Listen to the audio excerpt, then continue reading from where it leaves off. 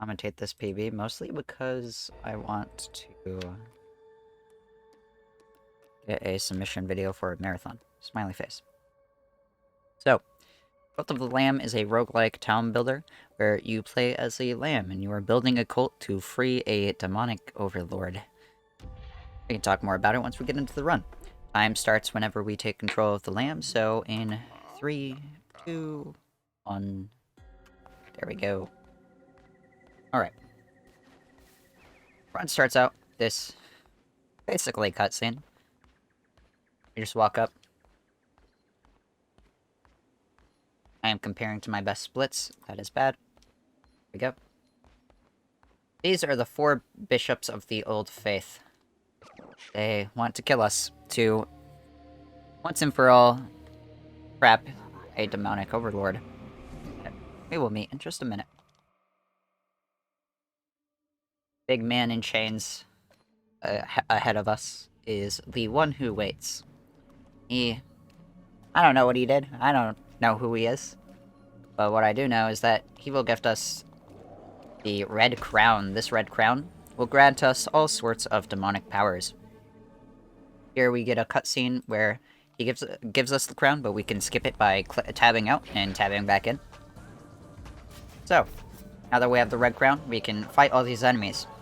I'm kidding, we don't have to fight any of them, we just have to get out of the room as fast as possible. Go to the next Crusade Room. We got lucky? Alright. No! There you can skip that little cutscene of talking to our tutorial man, Ratau. By... Oh, that was bad menuing. By rolling to the side and then going out the room. Game wants us to open our inventory there. So, half of this game is a resource management game, where you manage a town, a small little cult of animal friends. And the other half is a dungeon crawler roguelike, where basically everything is randomized. I think, really it's like a few presets of stuff, and then so on and so forth.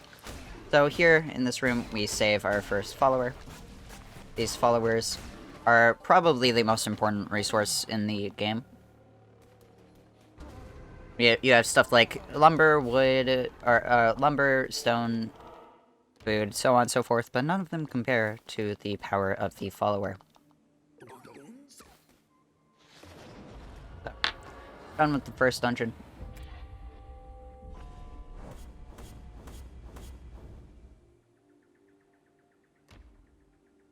Now, we have a few tutorials to go through.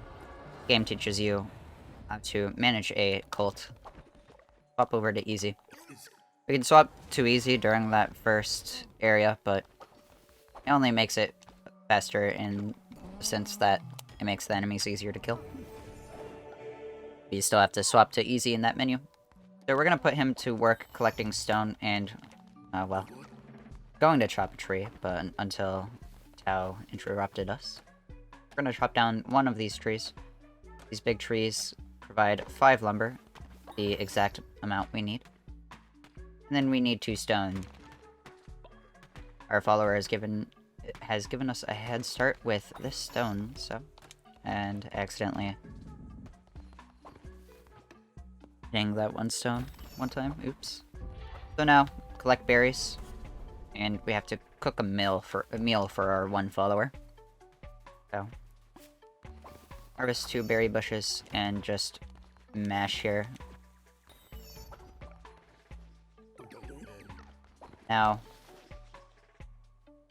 we go back to the land of the old faith. This is what all the dungeons are collectively called.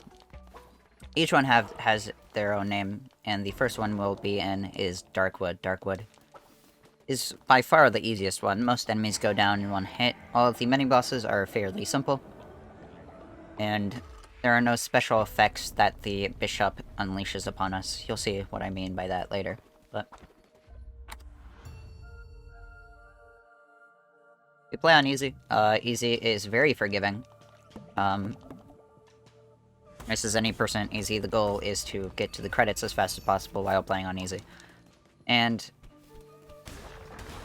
almost every single one of these enemies will go down in one hit, with an exception of, like, maybe 2 enemy types. This is because we're on easy. Enemies have less health on easy. Since we almost got hit, the game introduces us to dodge rolling. We already know what dodge rolling is, but it saves us from taking damage one time. It doesn't matter too much what we do here.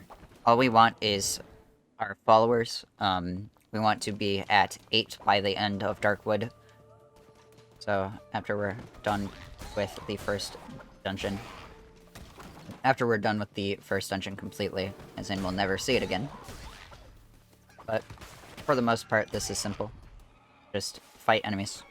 Get through the dungeon. Right now, we only have a sword. There are multiple weapon types in this game, 5 to be exact. You have sword, dagger, gauntlets, hammers, and axes. I believe we're guaranteed to see a sword and then an axe in the first segment. There a weapon was spawning on that little pedestal. We just skip it because we don't care that much. But this is our first mini-boss. This is Amdusius, I believe, is how you say his name. I'm not super sure, but he's simple. We just decimate him with a level 1 sword, because he doesn't have that much health. Here, we want to get lumber, because if we don't get lumber, we will have to chop down trees. We got exactly 15, which is exactly how much we need. Ooh, I believe I also need 3 gold. How much was I at? I don't know. I'm at 24. I need some gold, because if we don't get gold, we soft lock, so guess we're going back for some gold. We need 3 more, so I guess we're going to this room up here, I think. Thankfully, it's... Oh, no. Never mind. I think we just softlock. Well, I didn't take damage from the boss, actually. I didn't need to collect that gold. I'm playing bad. Sad.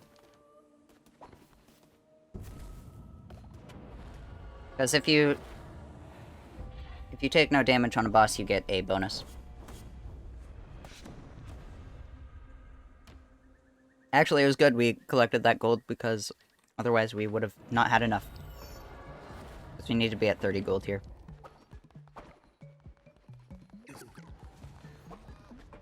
So, we actually get to indoctrinate Amdusius to our cult.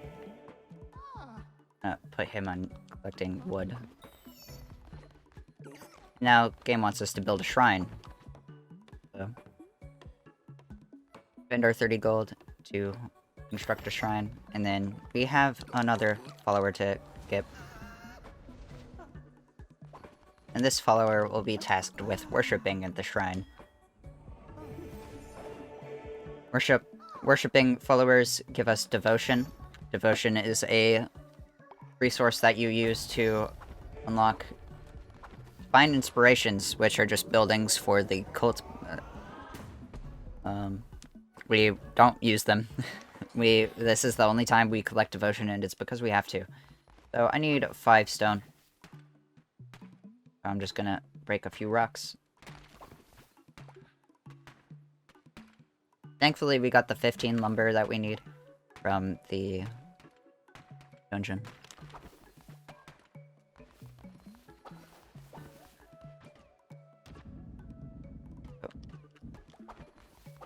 I want to build it close to the entrance, that way we can get into the temple pretty fast. Because we will be using this temple. This is the one building we'll be using quite a bit. Half because we have to, and half because it's actually useful. Right, I need to preach a sermon. So here, we learn what a sermon is. We just gather all our followers, and this gives us a resource that I don't have a name for. I call it loyalty. I don't know what other people call it. I don't even know what the game calls it. I don't think the game calls it anything. But we use this to unlock special weapon abilities, and these weapon abilities can be pretty useful.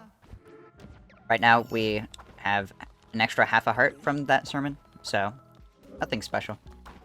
But now we're going to go back into Darkwood.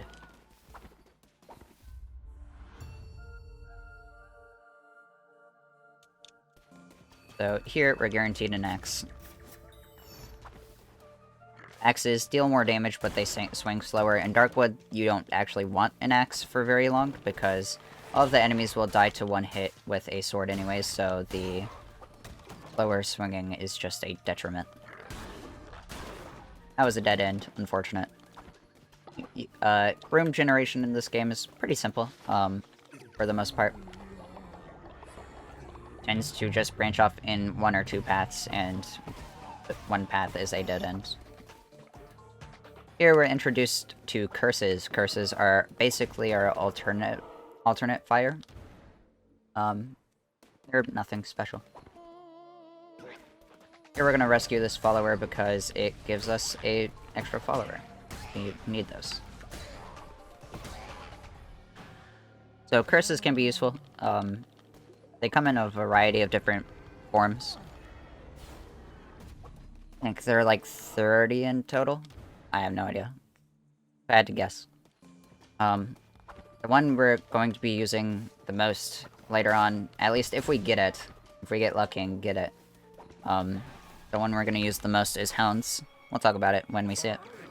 But now right now we have Fireball. Fireball is a pretty simple projectile. It just goes towards enemies. Thankfully, you don't have to super extensively aim anything, because for the most part, they auto-lock onto enemies. This is a tarot card room. Here we get to choose between two special effects. We don't want to see them in Darkwood, but we had to take that room because it was on the main path. Bad, but... in Darkwood, tarot card rooms just tend to lose time. They're not really worth it.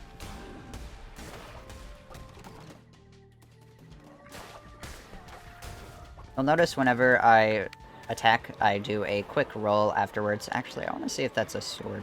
It is. I'm going to take that sword because it should overall save us time with the faster attack speed. That extra attack damage means basically nothing in Darkwood. But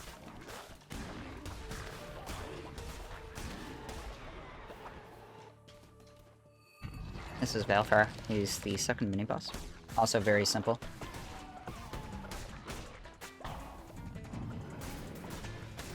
As I was saying, you'll notice whenever I swing a weapon that I'm going to roll immediately after. This is because of the attack cancel. Think of it as L canceling from Melee if you play that game. It just cancels out the end lag of any weapon and lets you swing faster. But that's Darkwood too.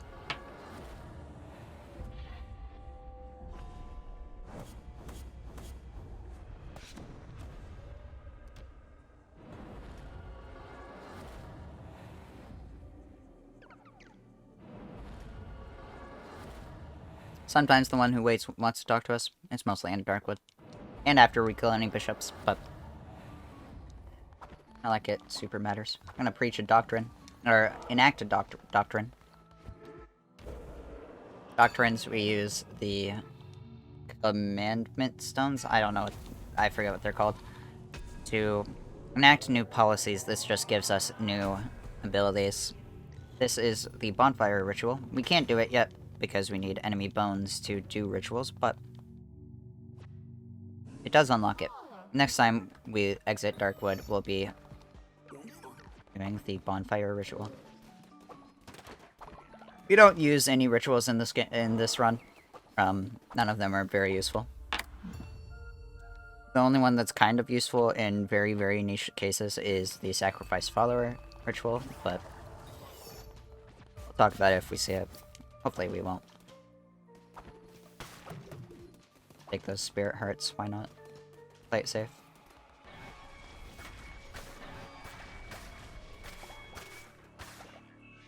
Here we meet Hecate and Chimera.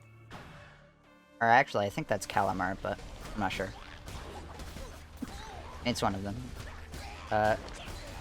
They talk to us and are very mean. Drug. They also spawn an enemy wave. A few enemy waves, but I can clean through them very easily. I'm not going to take any tarot cards, since it'd just be slow.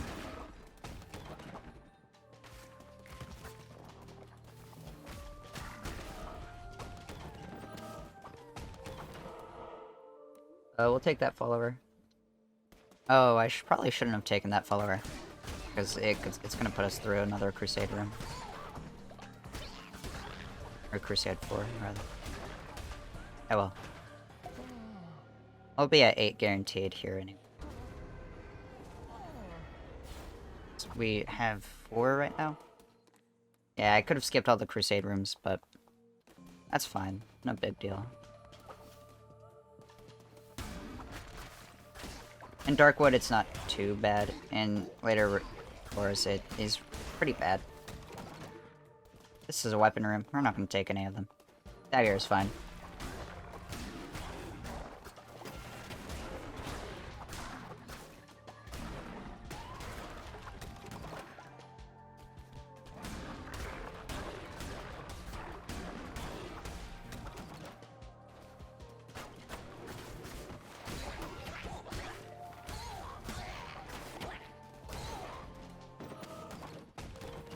Make our way through. Go to the food room. Fuck it.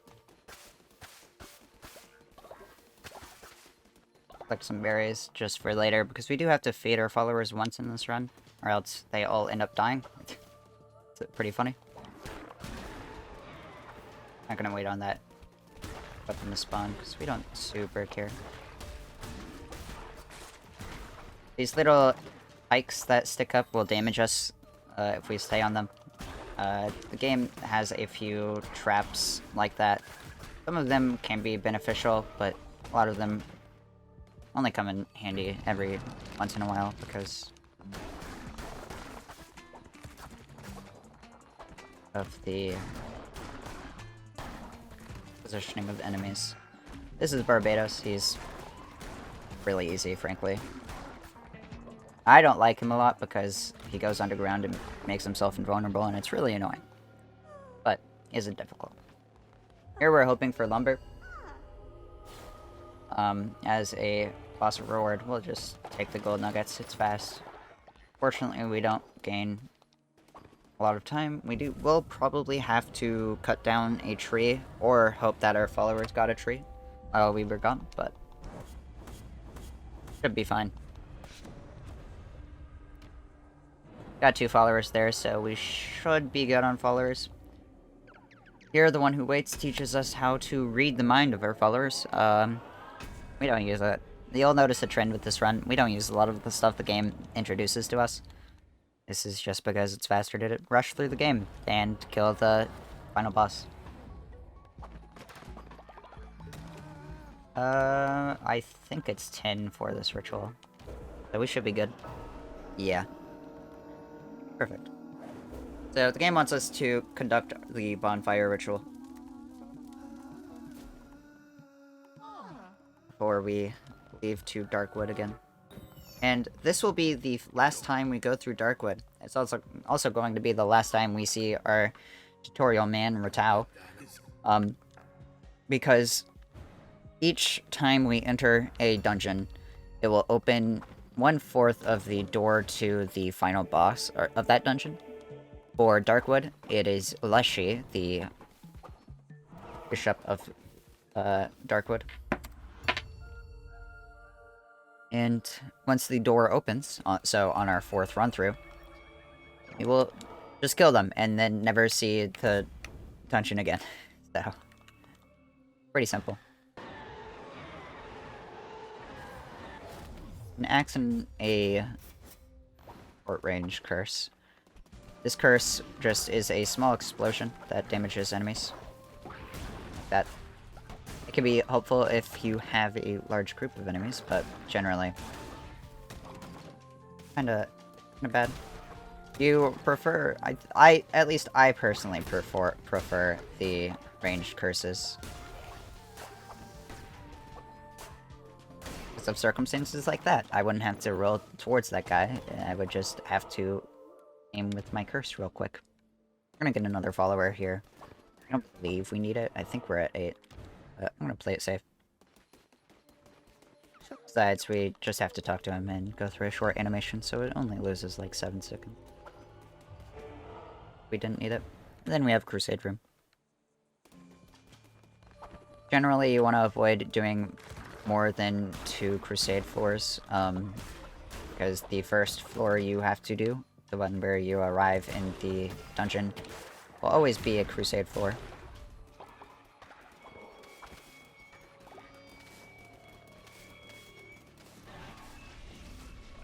And then the final room, the boss room, will be a Crusade floor as well, so.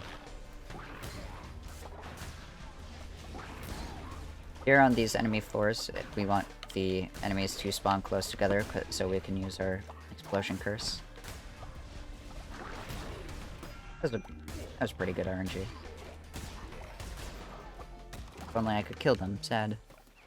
Here we meet the Fisherman. We want to meet the Fisherman.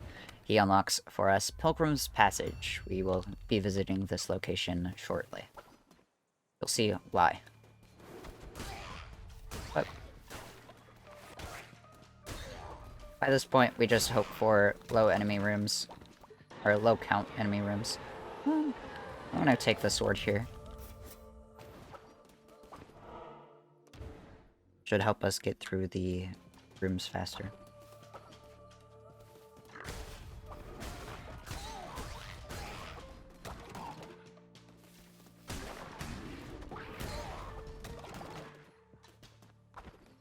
Don't need that enemy, or that weapon room.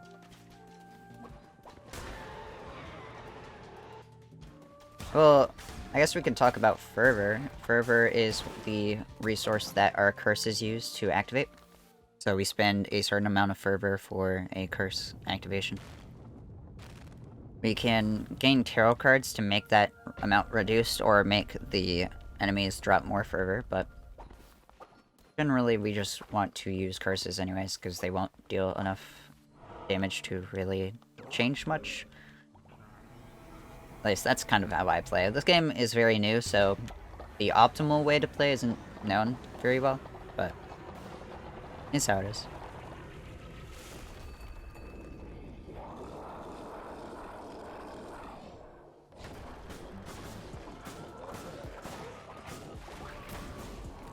I like the explosion curse on Leshy specifically because of the knockback it does. But Leshy is a simple boss. Sometimes he will go underground, and otherwise he will spawn enemies, so we just spam him down with our sword. Every bishop of the Old Faith drops a Heart of a Heretic. These hearts are mostly useless in the speedrun. They unlock special effects.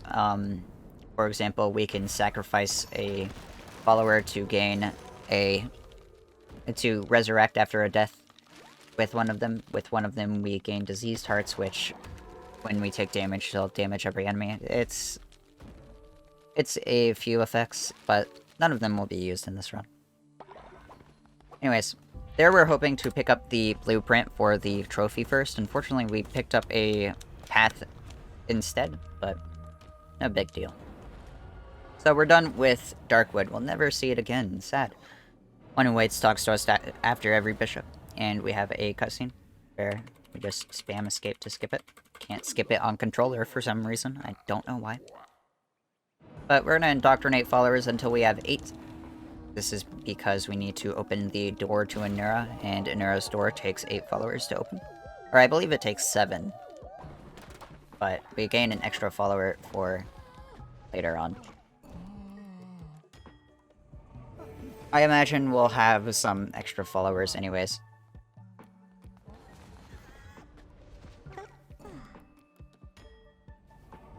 It doesn't super matter what we send them off to do, because we basically don't have to manage any resources anymore.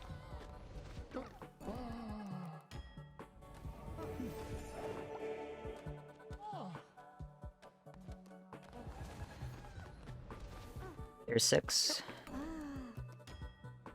Barbados will make 7, and I believe we got a follower on the last run through of the dungeon. We're now at 8. So we're gonna do a sermon real quick. This will get us an upgrade.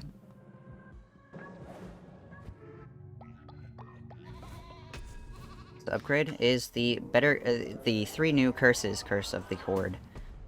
These 3 curses are very, very good. Well, one of them is very, very good. One of them is the best curse in the game by far, so we want to grab that one.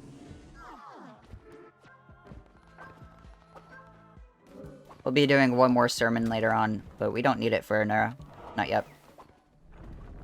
All of this is fake time loss, by the way, because I believe I just rushed into Anura in my PB. Lamau.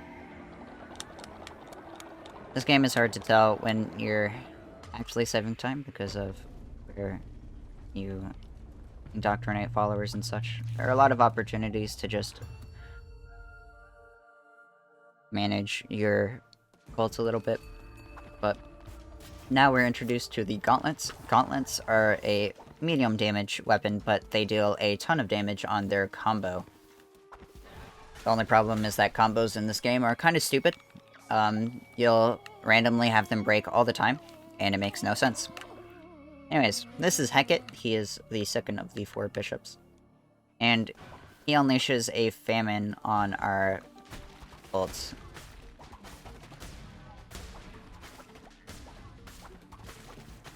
You'll notice I'm just rolling after the 3rd hit because it will extend our combo basically. The roll will keep our combo up and we'll just throw at the 3rd attack again, and that's the way to deal the most damage with the claws.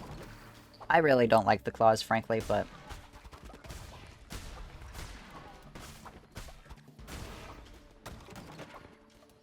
it does deal a lot of damage if you can do that consistently.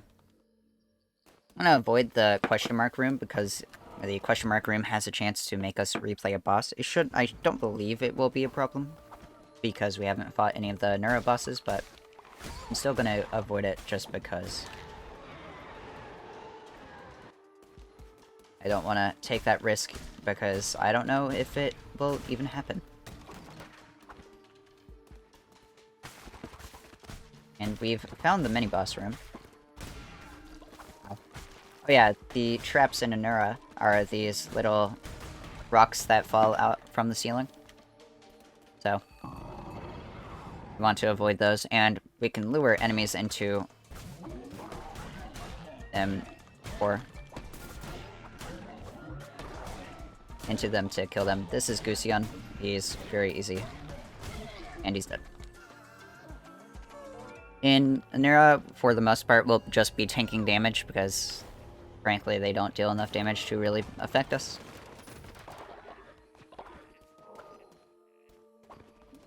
But we'll return to our cult. That was a very good Anura one.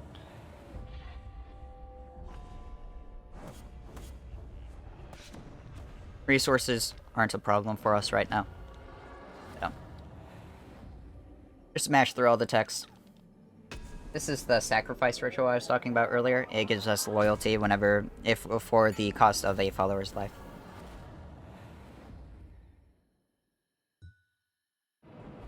We don't have to worry about anything yet. So we're just gonna enter into Anura 2 one more time. Or, I guess, enter into Anura one more time. Not Anura 2 specifically. That would be bad. That would mean I died. But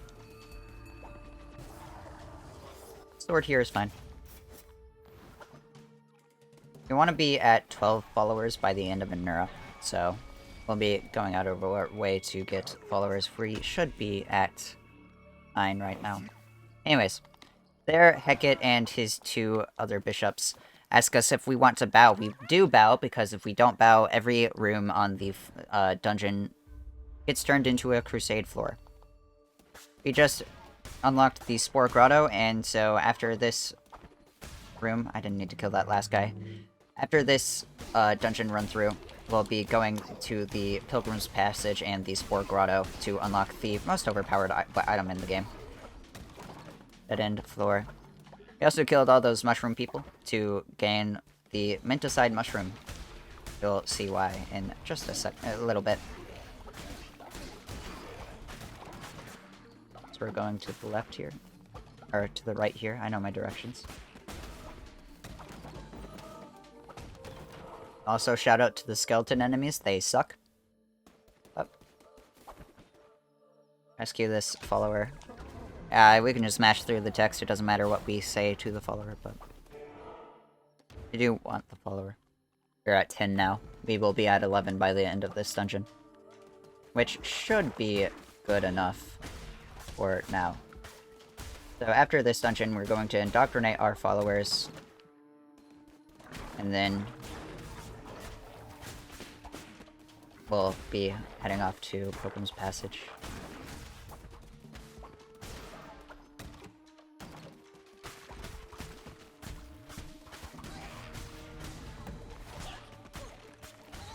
Actually, we're gonna reverse that order. We'll be doing Spore Grotto and Pilgrim's Passage before we indoctrinate any of our followers. That way it reduces travel time. Smiley face. This game has a lot of quick decision making if you haven't been able to tell.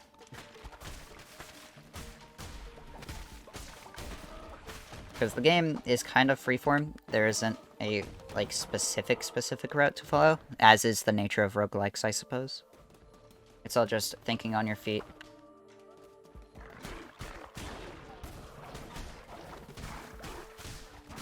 We also have the Ichor Bomb. This curse is, frankly, kind of bad. Yeah, there we go. This is Hounds. Hounds is a projectile, projectile curse. It unleashes 5 tiny projectiles, but the projectiles home in on enemies, so it's very, very good. It can decimate bosses, decimate enemy rooms.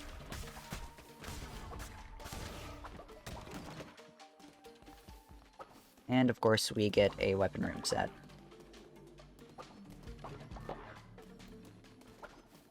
And this is the mini-boss room. We have Elagos. Elagos is pretty easy. We're just gonna spam out Hounds.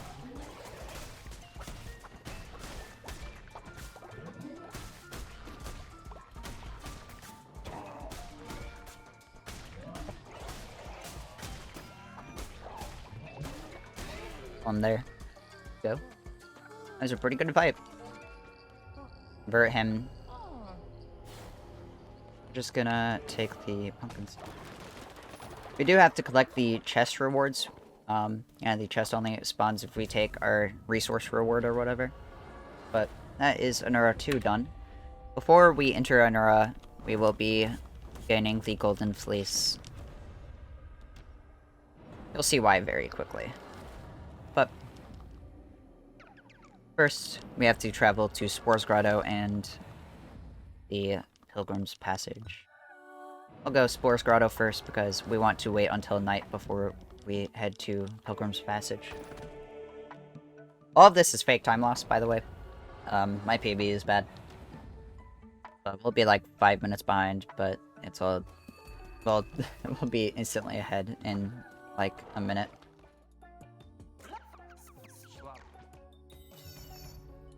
Minute after that, anyways. But this is Sozo. Sozo is obsessed with mushrooms. That's why we kill the mushroom people, because they give us mushrooms. We need 10 mushrooms to get the first of 4 pieces of a talisman. The talisman is what we use to unlock the Golden Fleece. So... oh... I might have just froze the game. Never mind. Okay. I accidentally mismenued to our cult again, but it doesn't super matter. Frankly, we're waiting on night. This is basically a frame roll. So imagine a bus. We talked to the fisherman we met in our Darkwood. And he teaches us how to fish. The speedrun route of this game uses the fishing minigame. Therefore, it is the best speedrun. So he gives us a tarot card, Neptune's Curse. Enemies have a chance to drop fish if we collect that tarot card. It is borderline useless. Hell, it's more than borderline useless. It actively detriments us unlocking it because it wastes the menuing time. But now we want to catch an octopus. Well, speak of the devil. and he gives us another piece of a talisman. Additionally, we want to catch a regular fish, and one of the three other special fish that the fisherman is prompting us for. Alternatively, we can just catch multiple of a special fish, but there's our regular fish. So here we want a crab, a lobster, or a squid, and that's a lobster. And now we just wait on night. He gives us a third piece of a talisman.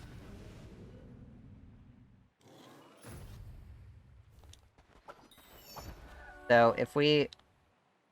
What button is it? Can you not meditate? Huh. Okay. Well, I guess we'll go indoctrinate followers while we wait on night. I thought you could meditate there, but I guess not. Meditating increases the speed of the day. I have no idea why you can't do it there, but you can, I guess. While we're indoctrinating followers, we want to avoid this follower who has a quest for us, because follower quests unlock certain things, and we want to avoid certain things. We also just don't want to lose time talking to him. So, we have Eligos, and I believe that's 11 followers. Okay, and now back to Pilgrim's Passage we go.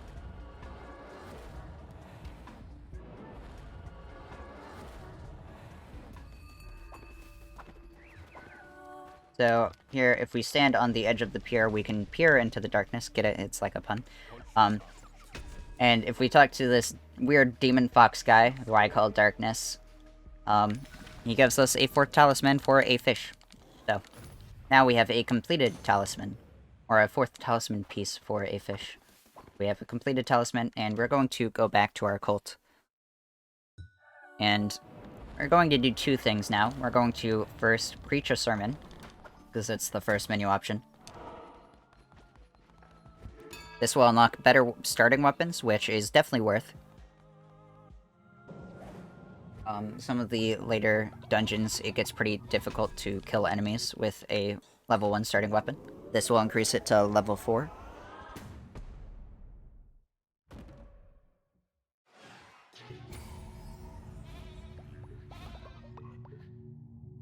And next, we're going to craft the Golden Fleece. Not the Fleece of the Fates. Golden Fleece. Damage dealt increases after each kill, but resets when hit. Take double damage. So now the game has become a no-hit run. We want to avoid damage as best we can, because the damage will all stack up. Every enemy we kill will give us a 10% increase on damage. This stacks infinitely, as long as we don't get hit. If we get hit, it resets to 0. So, we also take double damage. So, we want to play relatively safe. If we die, that is bad, obviously, but we also want to increase our damage as much as we can. So, this fleece is broken and it's not even close. It's the best item in the game. It's no contest. But, fortunately we did get hit in that last room. And of course we get hit in this room too. Please stop doing the third attack on the dagger. Oh my god. Okay, we're not playing this great, but that's okay.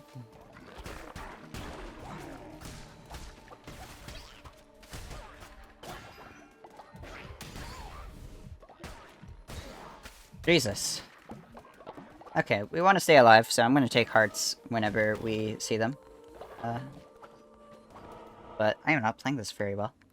We'll go resource room, follower room, and then the second resource room. We want to avoid crusade floors at this point. Even though it'd give us more golden fleece stacks, we can always just get golden fleece stacks in the final boss room. Or in the final boss floor, rather.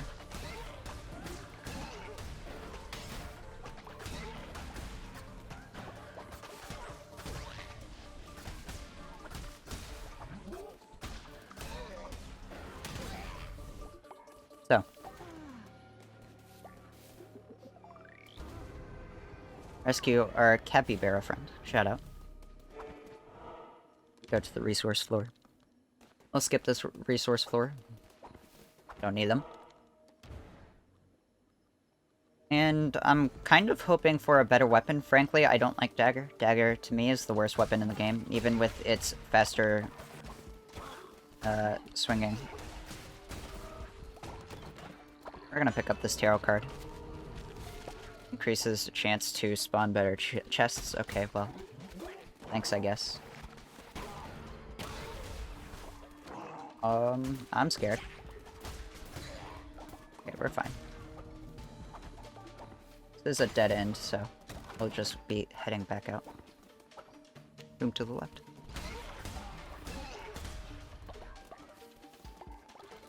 You'll see very quickly why we take the Golden Fleece, in the boss room. Because the boss room, hopefully, as long as we don't get hit, will be very quickly decimated. It's kind of nutty. Anyways, we're gonna take the... Oh, I was gonna take the axe, but I mashed too fast. Sad. Well, I guess we have tentacles now.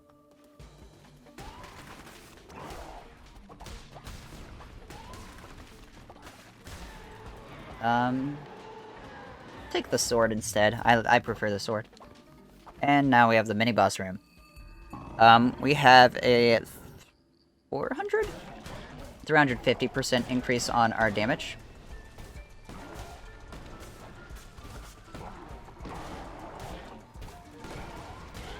And he's dead. So. That was Zephyr. Zephyr is very easy, frankly.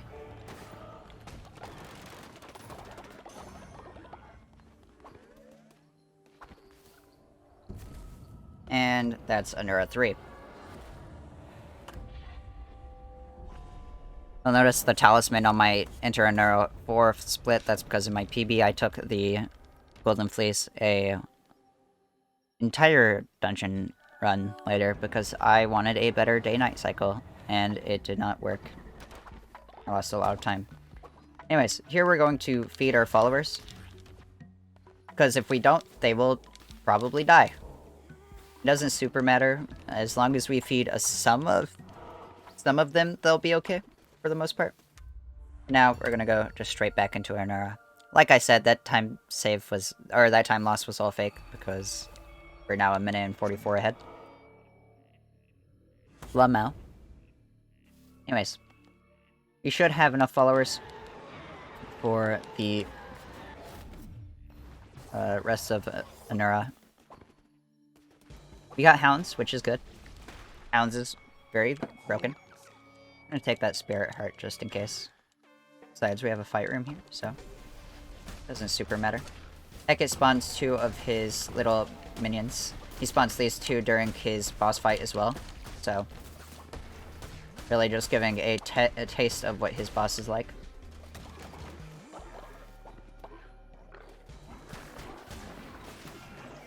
I'm not sure what hit us.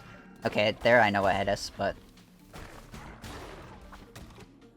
I want to take a tarot card.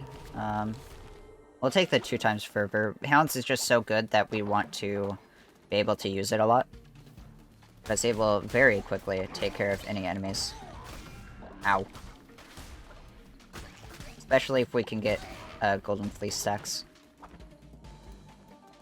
We're gonna skip over this tree. We can give him gold for resources or more gold. We don't need resources or more gold, so just gonna skip right over him.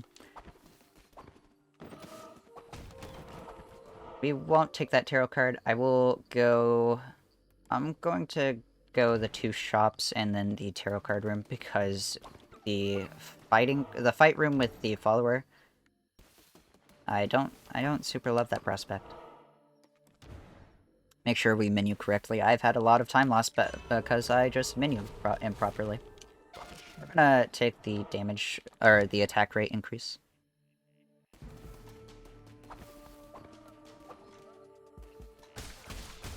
Because now our dagger has turned into basically a full auto. We will not take either of those.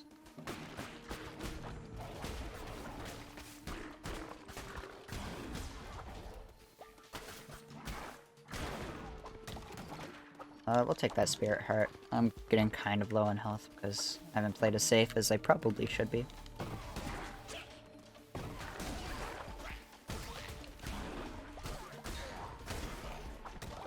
That's a tarot card root. I'll take that heart.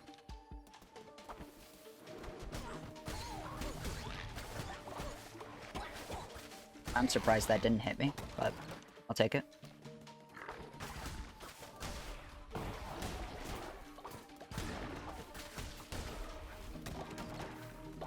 We'll take that half a Spirit Heart. Why not?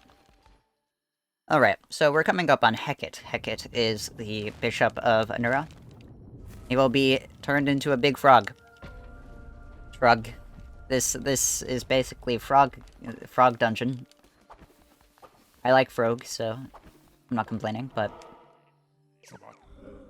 Hecate's boss fight is kind of annoying if we don't get a quick kill, because he constantly spawns in frogs from either side of the room.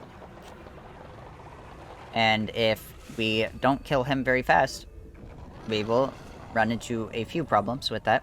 Thankfully, we do have hounds, so we can just unleash a few hounds, and he's already dead. Perfect. Pick up his Heart of a Heretic, because we need to. And we'll just collect the chest goods. Again, we're hoping to pick up the trophy blueprint first, and nothing else. The gold, of course, doesn't matter, but... And, of course, we take the follower form first. That's annoying. Oh well. The game requires us to pick up the trophy blueprints. It doesn't want us missing out on those sweet, sweet decorations. So. And that's Anura done.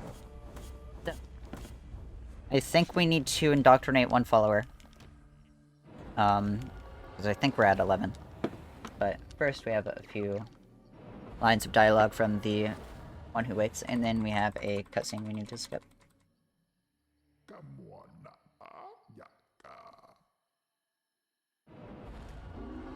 Okay.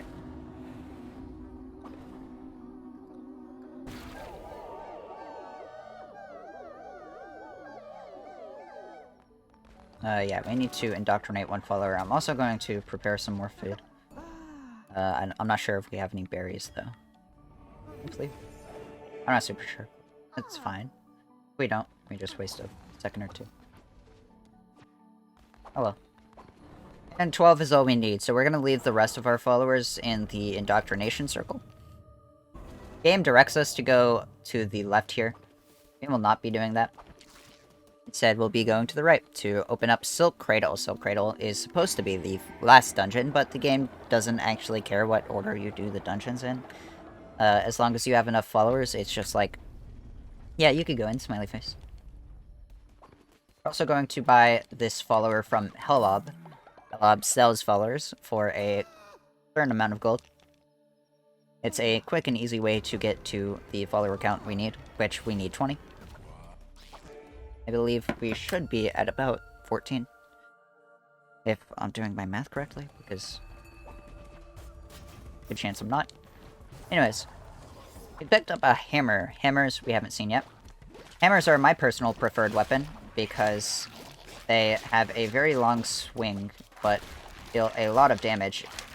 The long swing to me isn't a problem, because you can just pre-fire enemies like this. We also have spiders now. Spiders are pretty simple. There are a few types of spiders. Ow. I'm not sure how that hit me. Ow.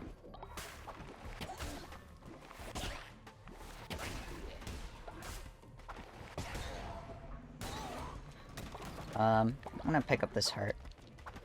We have spiders, though. Spiders are pretty simple. They come in a few archetypes. These archetypes are purple. Purple spiders go up to the ceiling, become invulnerable for a little bit, and then jump down and deal damage when they land.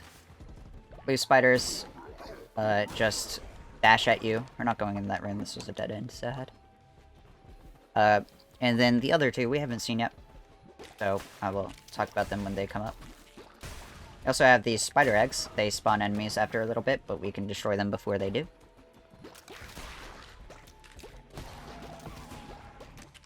We also have these little statues that spawn fireballs, and fireballs, of course, are bad because they will deal damage to us.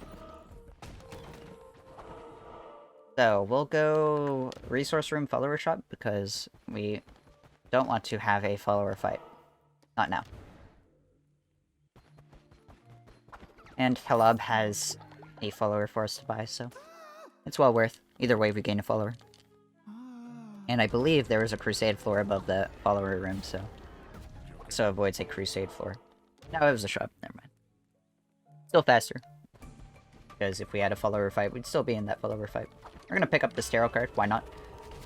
Overall, weapon damage increased by 1.5x. That's awesome. Tarot cards come in a few forms. A few rarities, rather. There's Plus, which increases the effects of the card a little bit. Plus, which increases it a lot. And I believe the last one is a Triple Plus, which increases it by nearly double. I kind of forget. I think it's plus. I'm not sure. Anyways, Shimura makes us kill our own followers. Rest in peace, Elagos. We killed him again. Actually, rip Bozo. Who cares? It's Elagos. We have to kill 3 of our followers because of Shimura. I'm gonna play this a bit safe. Okay. We're fine. We don't need any new weapons. This is Folklore. Folklore is a big spider. That's it. And he died in 2 hits. The power of the Golden Fleece.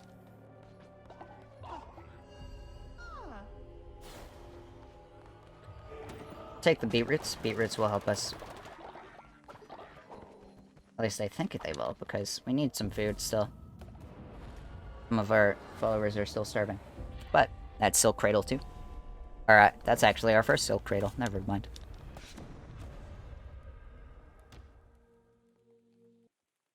We're just gonna go straight into Silk Cradle 2, I believe. Yeah, our followers are fine. They'll survive. So we're just gonna, we're gonna buy from Helab. I believe this puts us at 15.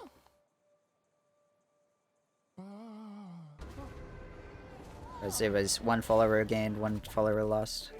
Or 2 followers gained, 1 follower lost. And 1 more. At 12, so... yeah, I think that's 15. It's hard to count in my head, okay?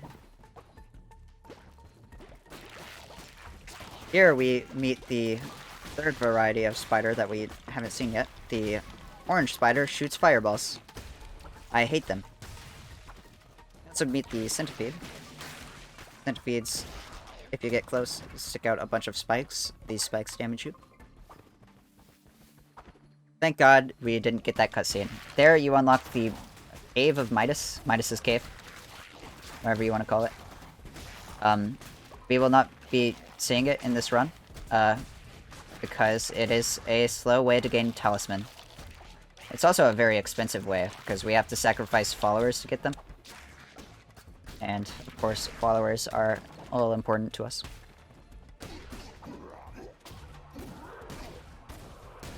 We're just gonna kill that guy with the ranged attack there, because those enemies, the big bishop mage guys, are literally a nightmare. There, Shimura asks us if we want to bow. We bow, of course, because we want to avoid repercussions.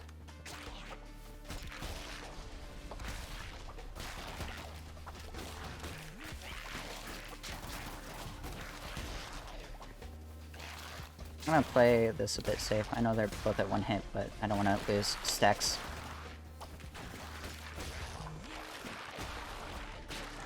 I don't know how that didn't hit me.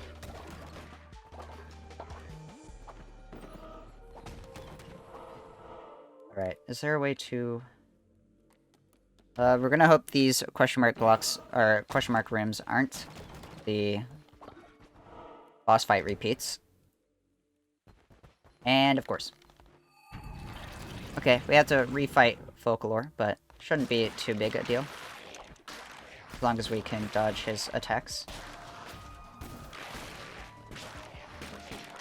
Okay, it's easy. Also get some hearts, which isn't a huge deal.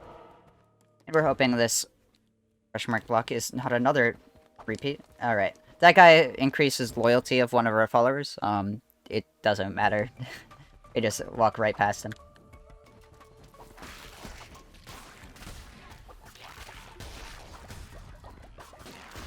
Alright.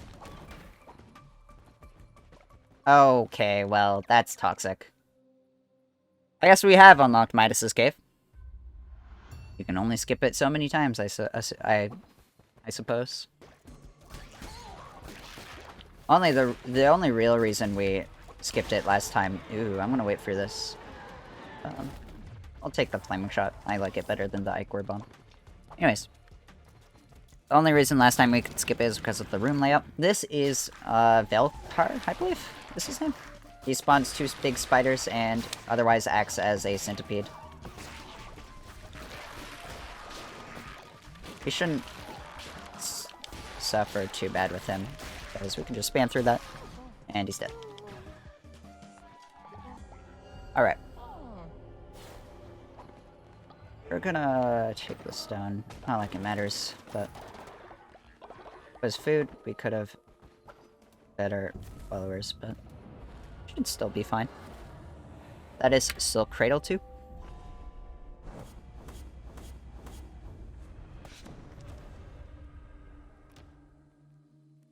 And we'll just rush right into Silk Cradle 3, because I don't believe our followers are starving.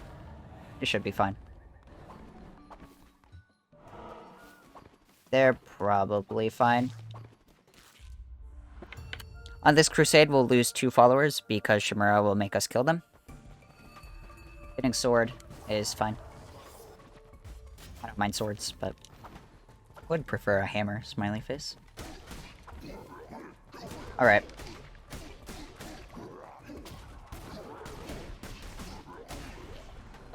Oh yeah, I guess we could talk about the spiders' nests. In the roof, there will be big cobwebs, question mark.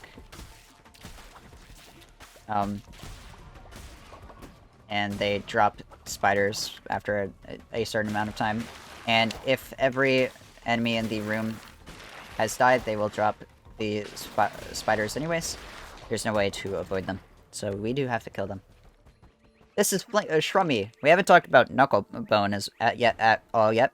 Knucklebone is or Knucklebones rather, is a dice game that's in universe. It's fairly simple, really not complex, but we don't need it in this run. So we just ignore them all. We do unlock everything, so. I tried to roll, but I was in hit lag, or in lag, sad.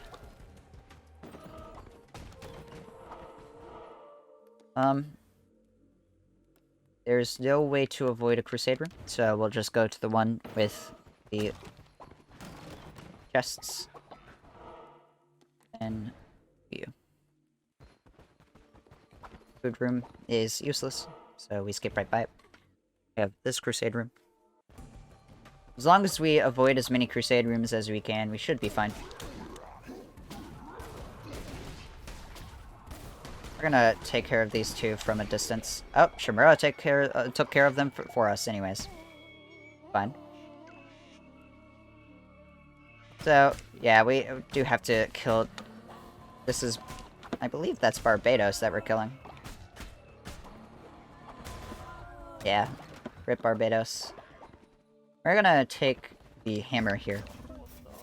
I much prefer the hammer. So I'm willing to sacrifice a few seconds for it. Alright, we have the worst enemy in the game here. I say this fully unironically. The white-robed cultist that we already killed sends healing bombs to the enemies that have taken damage. These guys suck. I don't know how that dealt damage to me, but you know what?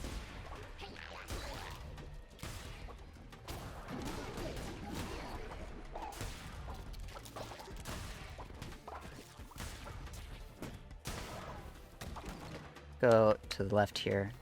Oh.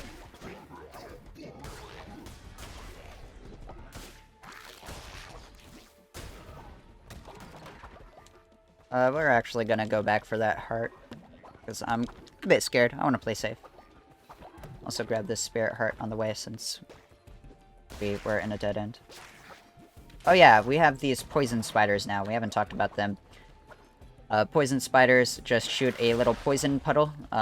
Poison in this game is borderline useless. I have played like 40 hours in this game, and I haven't taken damage from it once, I don't think. The poison puddles are very hard to get hit by. At least for me, I guess. Because if you stand in them for too long, you take poison damage. That's kind of it. But...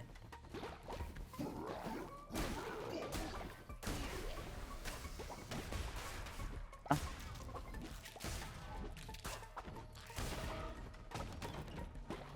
And for now, there's nothing big to talk about.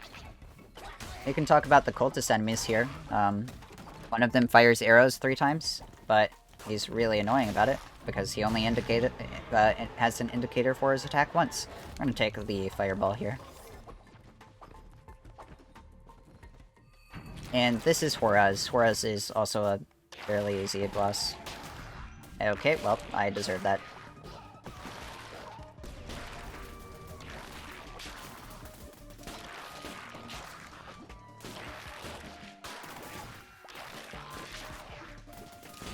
Okay.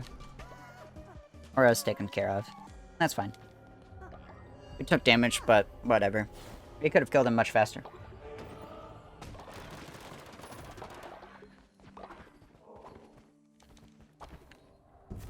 And that's Silk Cradle 3.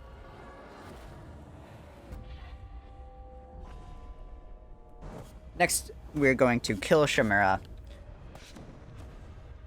And once we do, after we get out of Silk Cradle, we're going to indoctrinate followers until we get through our queue of followers that are just sitting in the followers circle.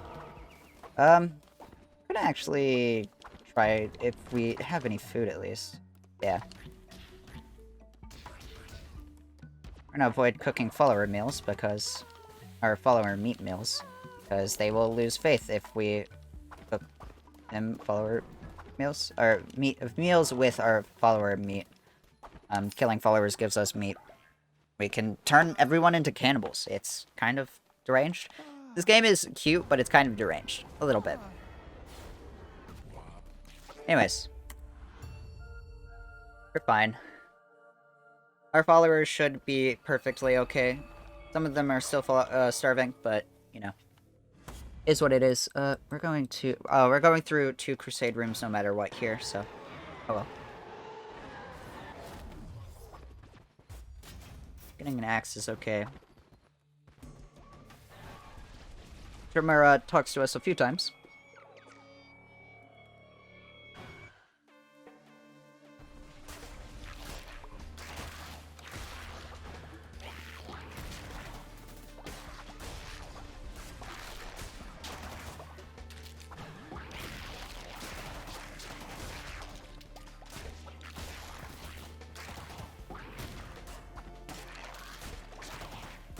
But now we just have this follower room.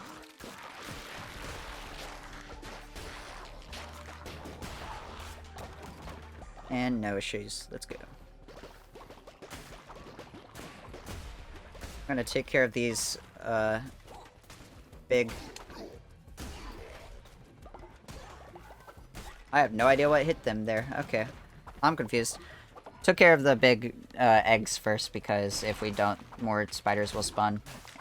They also give us stacks for golden fleece anyways, so it's worth to just kill these spider eggs. Like, it's not worth to wait on the enemies, because no matter what, we'll get golden fleece stacks. Please just kill it, thank you. Here, just gonna use an explosion. 2 explosions. Why not?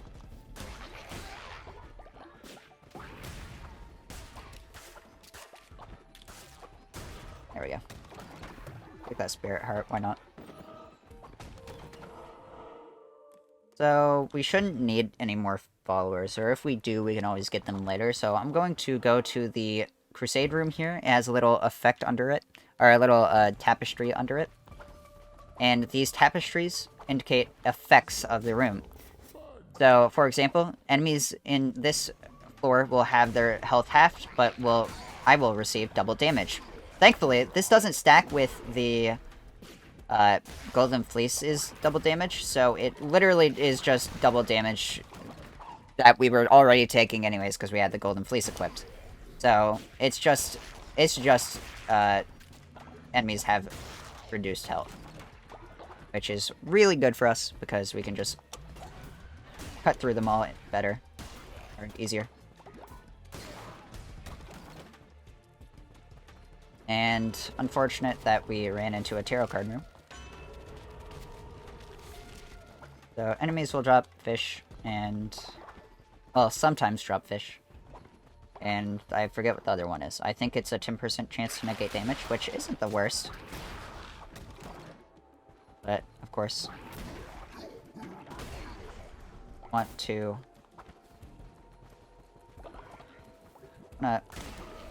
avoid this guy. Okay. Play safe there to avoid losing stacks. And no matter what, we're going through another Crusade floor, so we're just gonna go for this resource room.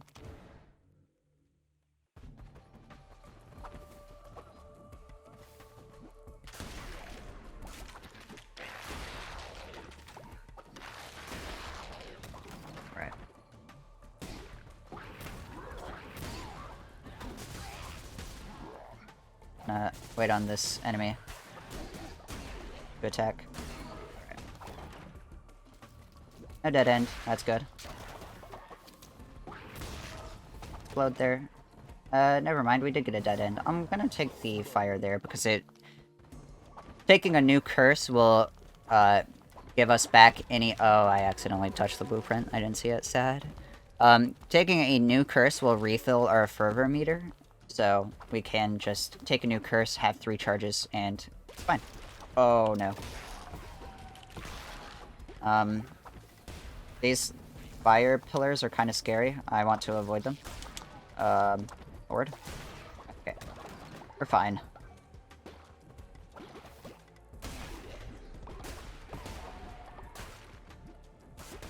Oh my god. Bad.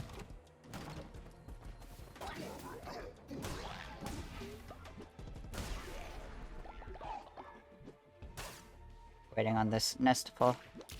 And they're dead. Easy.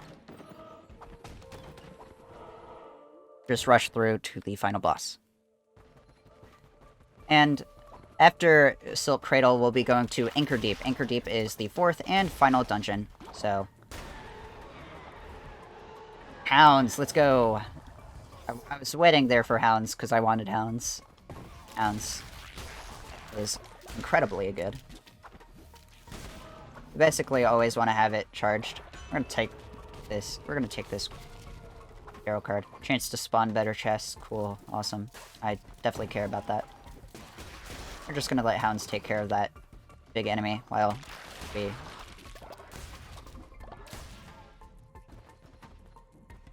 take care of the small one. Wait on the...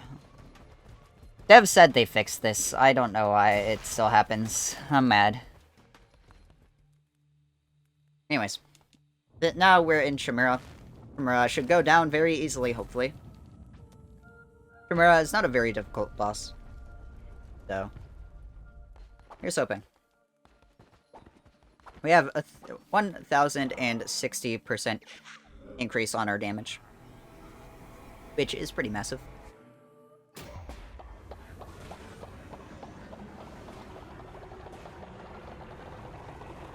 Chimera transforms into a big spider.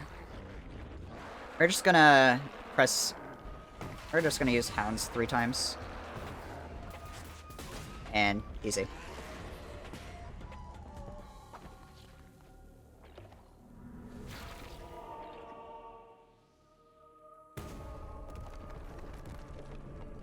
Alright, that was a really good Silk Cradle 4.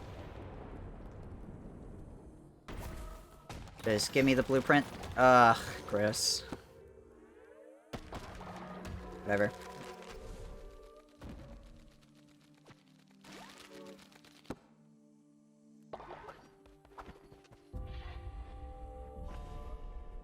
Alright, so we're going to indoctrinate followers until we are done. Until our queue is empty. We only need 9 followers, I believe, to open up Anchor Deep, but we want 20 regardless. Because the curse that Calamar, the boss, the bishop of Anchor Deep, puts on our followers will literally not affect them because we haven't unlocked health of our cult. If you talk to a follower, they will give you a quest to clean up poop and vomit. And if we just don't take that quest and never clean up anything, they will literally always be healthy. So we want to avoid talking to the follower with the quest.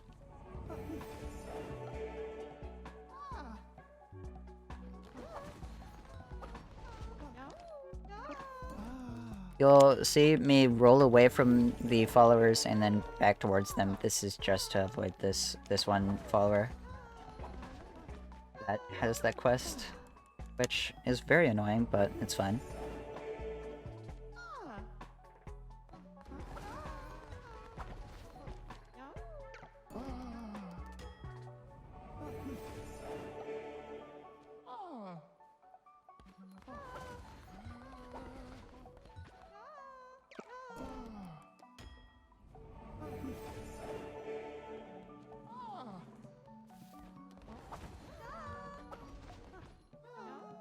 Yo, one of our dudes just pooped to the right of us. Cool. Awesome.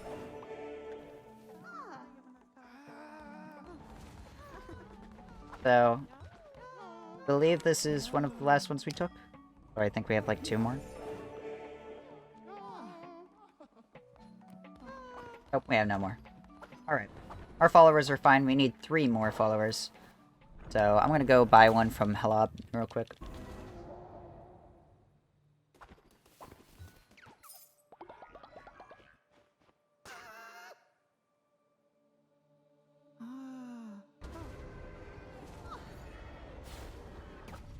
Then we'll enter Anchor Deep. Anchor Deep, the last dungeon.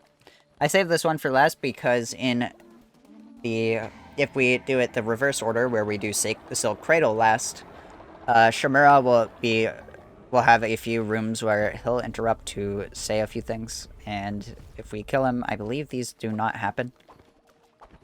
So, we save Anchor Deep for last. I also just save Anchor Deep for last because it's my worst dungeon, so if I'm a bit more warmed up, a bit more used to playing with Golden Fleece, hopefully it leads to me playing better.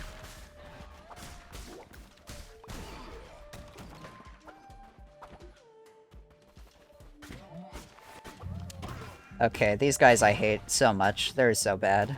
The little...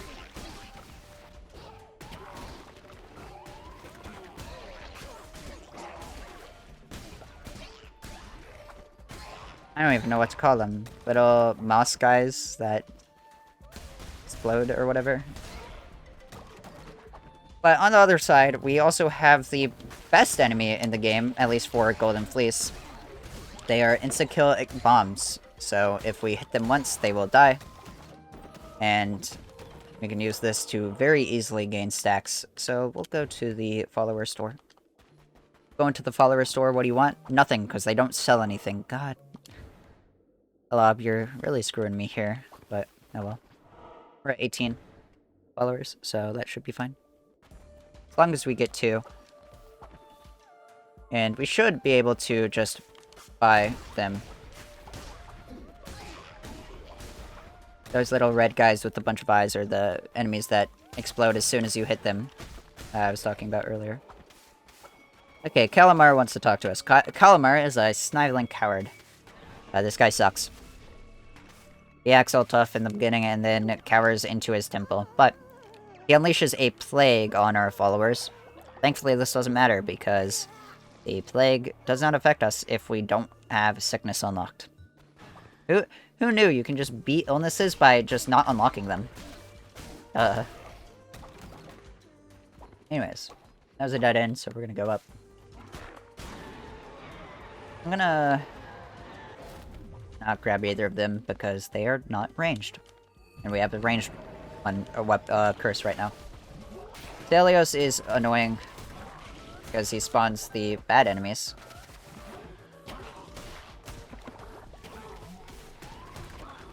But it's fine. As long as we take them out. This is a pretty good anchor deep.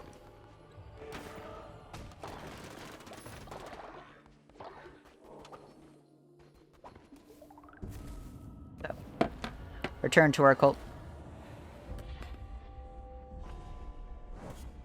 And we will not bother with buying a follower or indoctrinating anyone else because we can just defeat the mini-bosses. In fact, we didn't even have to buy that follower before we entered Anchor Deep. We could have just bought the...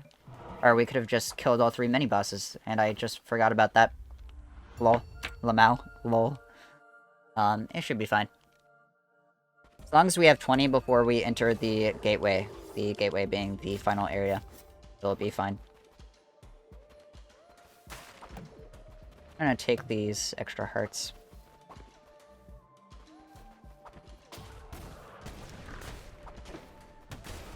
These head crab guys are also the worst. They jump around and are inconsistent. That's it.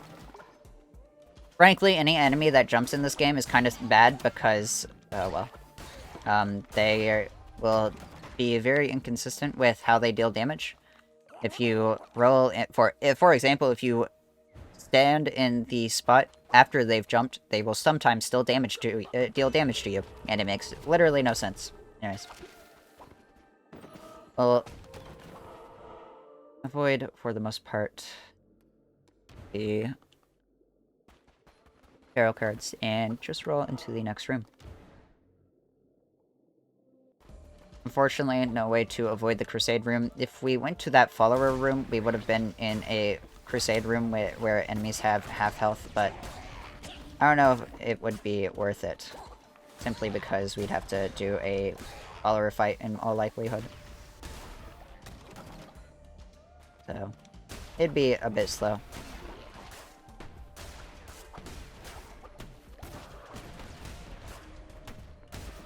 Yeah.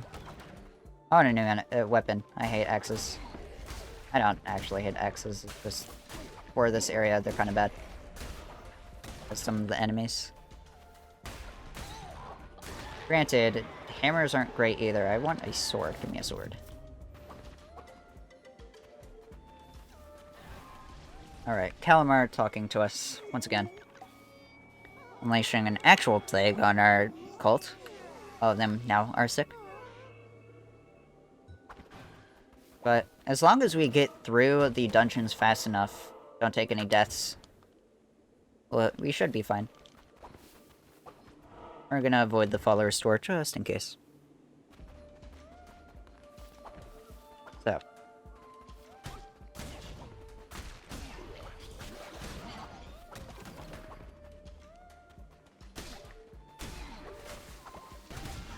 What hit me? I literally don't know, sad.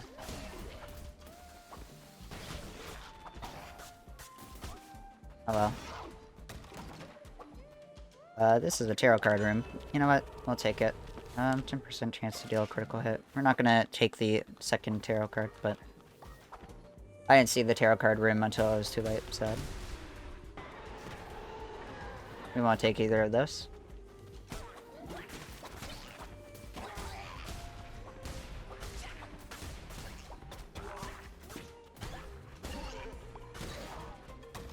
Okay, well, we're in the mini-boss room now.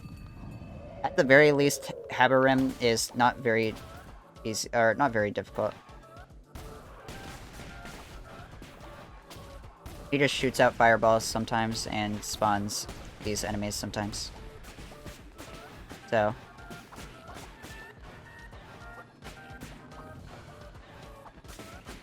Just play it a bit safe, and we should be fine.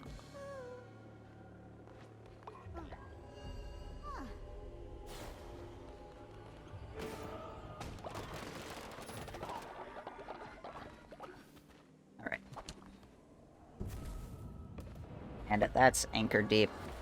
Question mark? I'm not sure which one this is. Anchor Deep 2.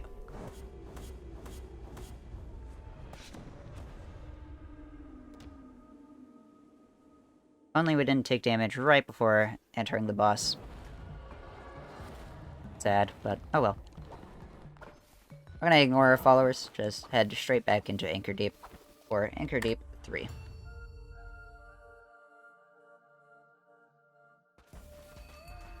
Getting a hammer is not too bad here, but some of the enemies will be pretty difficult to hit. As long as we don't run into them, we should be fine. I'm gonna roll out of the way there. I don't know why I rolled towards the chest, sad.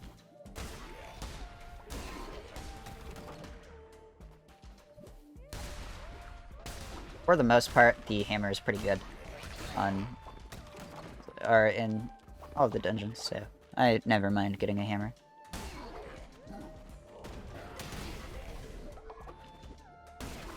I was scared that guy was gonna swing at me while I was in the middle of my hammer swing, so I rolled out of the way. Here. We can completely avoid Crusade Rooms. This is awesome. That's a big time save. Because we don't need to buy this follower, we can take this resource room, go to the poop room. Watch out, Mom found the poop room. And then go to the resource room at the end here. Completely avoiding any Crusade Rooms at the end here is very good. There will be a big time save. Because later on, it gets very difficult to avoid Crusade Rooms. If you get a path like that, you've gotten lucky. That's how it is. We're gonna increase our attack rate, because attack rate increases on the hammer are very good.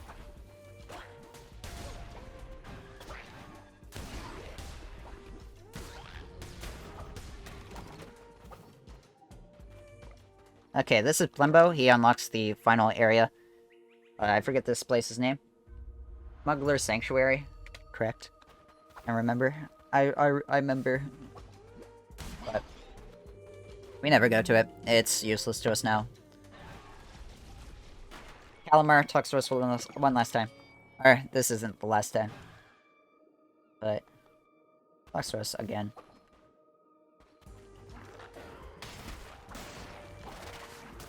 I'm scared. Okay. I have no idea how I lived that.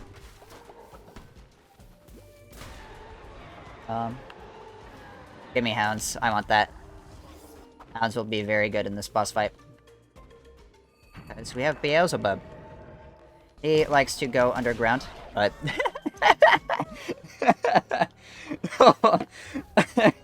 Okay. I wasn't expecting that. Anyways, you can see in our splits right now, we're going to be gaining a good chunk of time, and a lot of that comes from skipping a Crusade Room.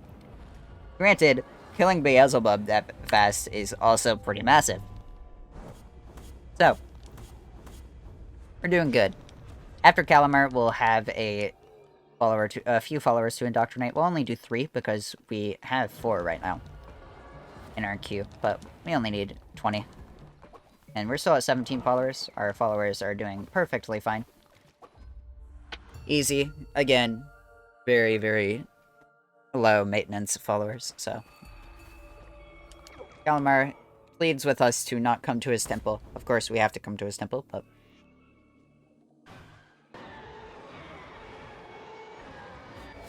Like I said, Calamar is a little bit of a coward. That's his whole thing.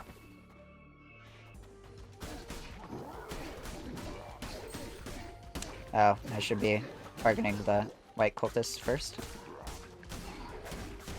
Alright.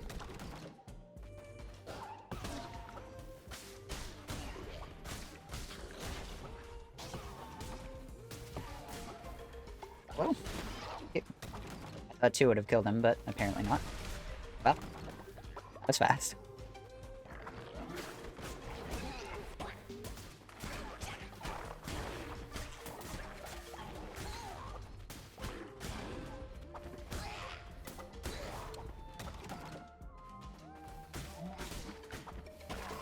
Ow. Ow again. Like I said, I really hate these guys. They're annoying.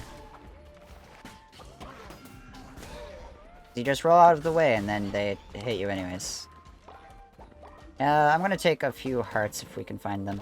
Well, that's a blueprint. Unfortunate. Ow. My throat is hurty. Well. We will go... We'll try this follower room. This follower room and this question mark is not a boss fight repeat. We will... Or if this question mark area is not a boss fight repeat, we should be saving a good chunk of time because we'll be avoiding Crusade Rooms. And even if it is a boss fight, as long as we don't lose our stacks, we should be fine.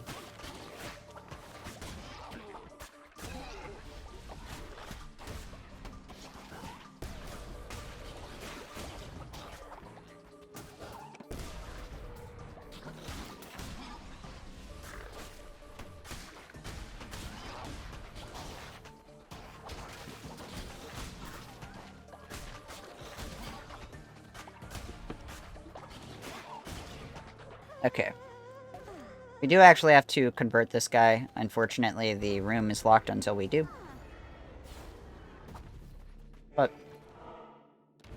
Oh, I mismenued. I'm so sad. That's actually so unlucky. Oh well. I was mashing, but I guess not. Lamau. Hopefully this Crusade floor is good, though. And I guess it's not all bad, because we do get a chance to gain more stacks, but the risk-reward is not worth it, generally, to take Crusade Rooms. Plus, not to mention, they're slow.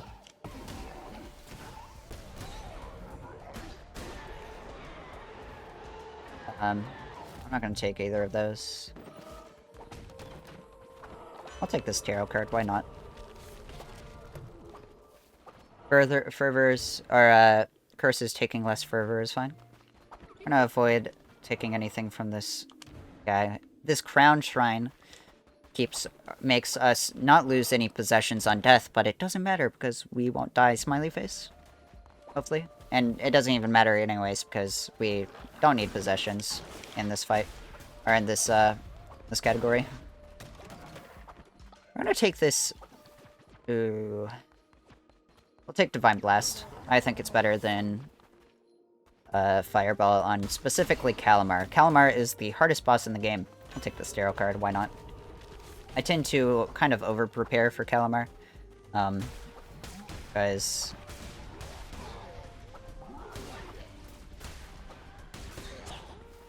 he can be quite deadly. I've died a lot to him in the past. I'll keep the sword. Kinda second-guessing myself, but...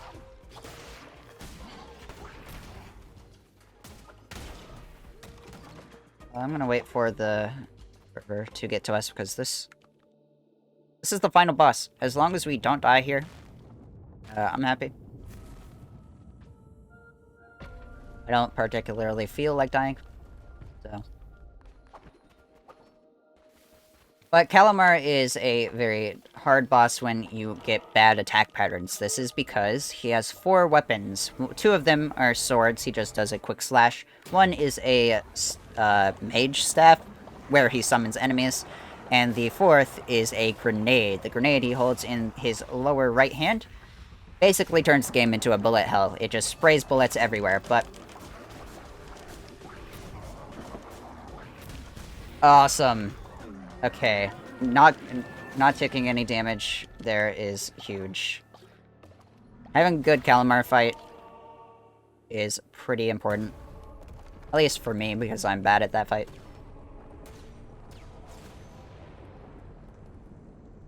Alright, give me the blueprint first, please. Let's go.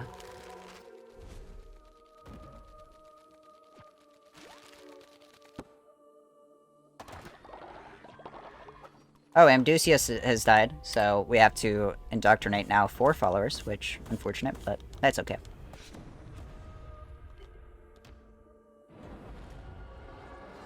So, we have one more cutscene with the one who waits. He tells us to come free him. And we will comply. This category wants to get to the credits as fast as possible. If we do not sacrifice ourselves to the one who waits, we have to go through an entire boss fight against him, so it delays seeing the credits by a good 2 minutes or so. But first, before we get to the gateway, we have to indoctrinate some followers, because we're only at 16 right now. But this is basically the end of the run. Thank you for watching if you have. This was performed live on my Twitch channel, smiley face. Twitch.tv/shovelclaws, smiley face. You can find me on Twitter on twitter.com/shovelclaws. What else is there? If you're watching this on my YouTube, go subscribe, smiley face. It's free, you can undo it at any time. Yes, I'm shilling. This is my shill block. This is the part of the run where I shill.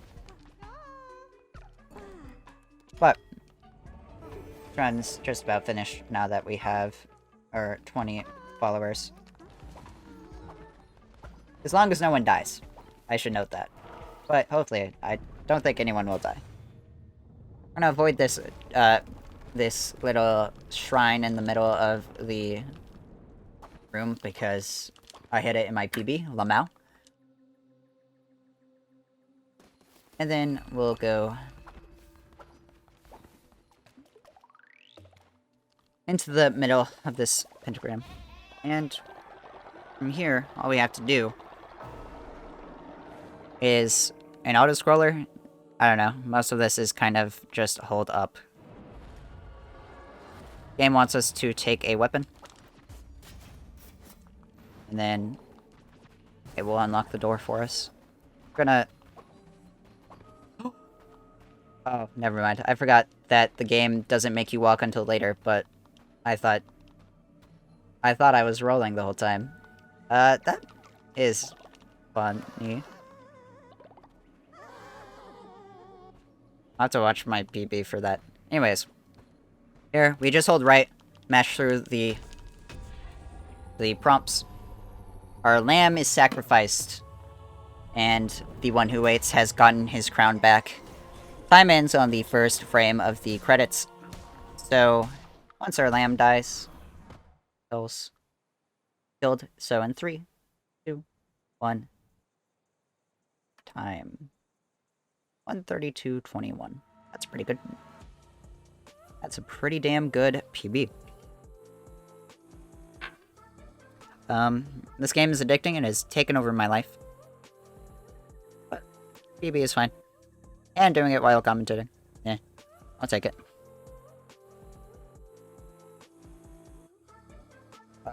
Yeah, I don't have anything else to say. Everything I said during the inter-gateway split. Follow me, subscribe to my YouTube, follow me on Twitter, whatever, you know, so on and so forth, chill, fuck. But, thank you for watching. I'm gonna go stop streaming, because, I've been live for, what, 4 hours? 3 hours and 30 minutes? This game has taken over my life. Please help me. I'm gonna go find someone to raid. I don't know if anyone's live. I also hit my mic. I'm so sorry. Alright. So, twitch.tv. I have a Sonic comic to read. I'm gonna stop my recording here, so I don't have to cut it. Anyways.